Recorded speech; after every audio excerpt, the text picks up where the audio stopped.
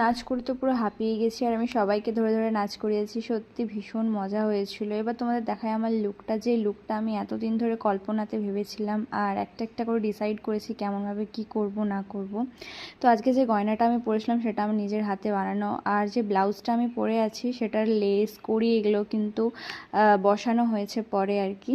তো কেমন লাগছে অবশ্যই জানিও, আমার তো নিজেকে সত্যি ভীষণ ভালো লাগছিল। এরপর আমরা সবাই মিলে কিছু ফটো তুলেছিলাম, আর যে জলটা ভরে আনা হয়েছিল পুকুর থেকে এখন সেটাই চান করানো হবে ছোটদাকে।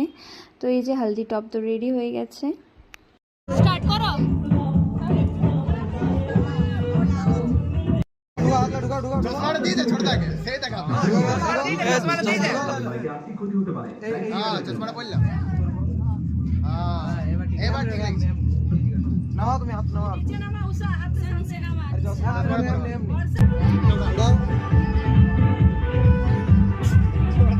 তো এখানে ছোটদার চলছিল হলদির ফটোশ্যুট। তো বাকিটা আসছে নেক্সট পার্টে, ততক্ষণের জন্য রাধে রাধে।